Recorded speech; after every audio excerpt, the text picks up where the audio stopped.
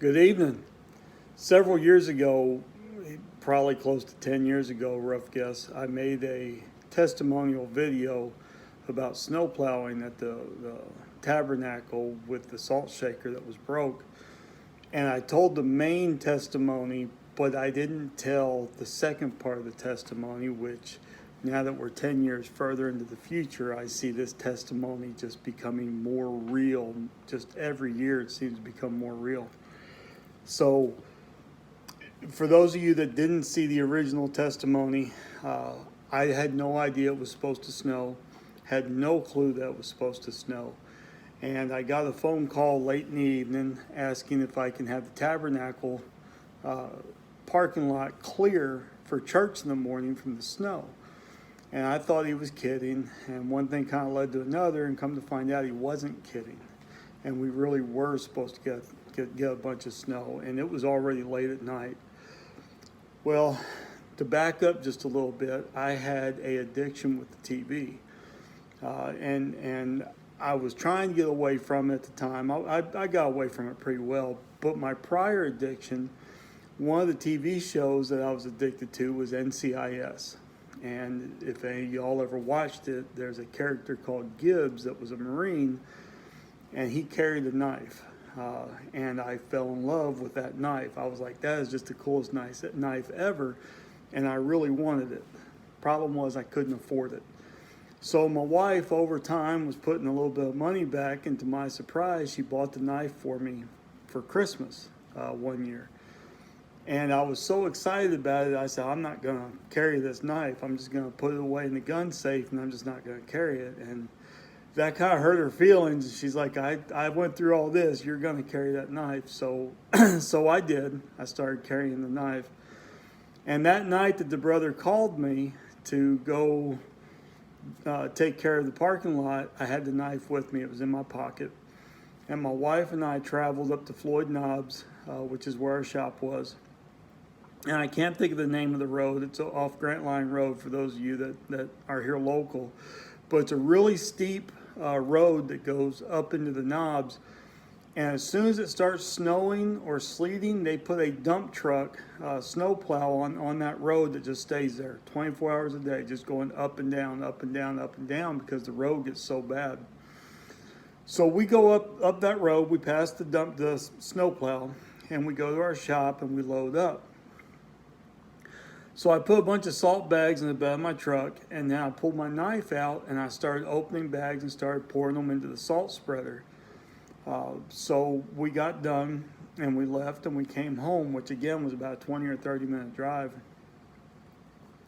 We got to the house and it was time for bed, so I was putting on my night clothes, and when I was emptying out my pockets from my pants, my knife was gone. It was nowhere to be found. I searched everywhere for it, truck, everywhere.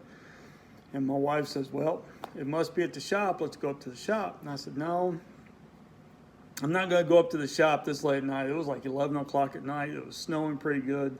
And I was just going to get a few hours of sleep anyway before I had to be at Tabernacles to snowplow. Well, she talked me into going to the shop. So before we left, we decided to pray about my knife because, like I said, it was kind of an important thing to me about how my wife saved up for it. She knew I wanted it. She got it for me. So it seems like a really minor thing to pray over a pocket knife, but we did. We prayed over it.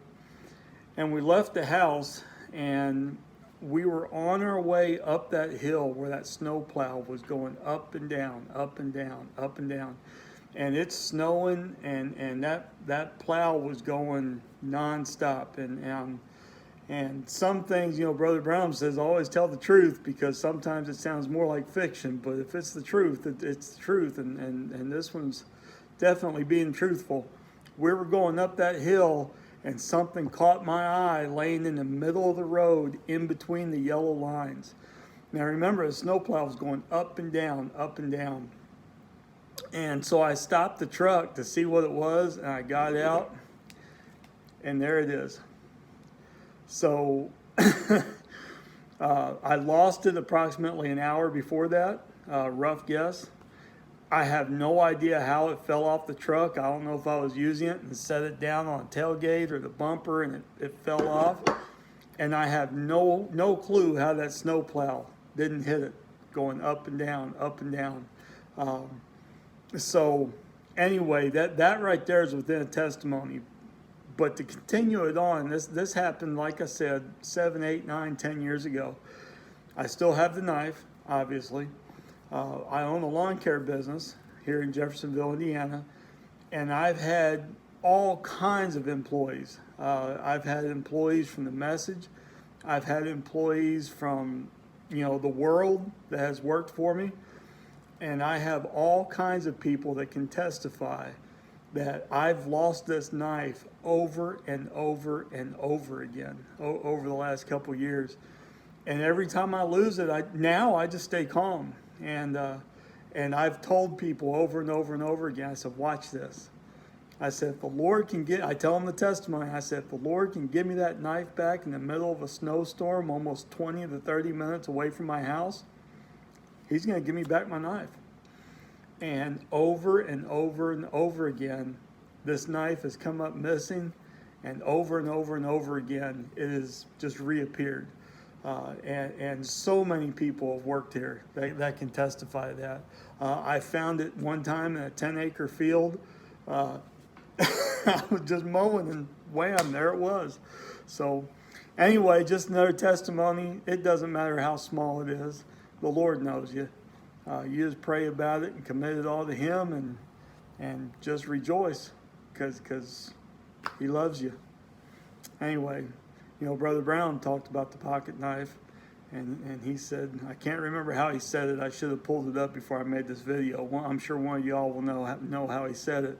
But if you left that pocket knife at home on your dresser and you really needed a pocket knife, you could just reach into your pocket no matter where you are, and your pocket knife will be there.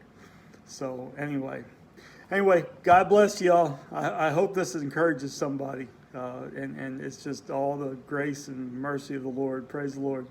God bless you.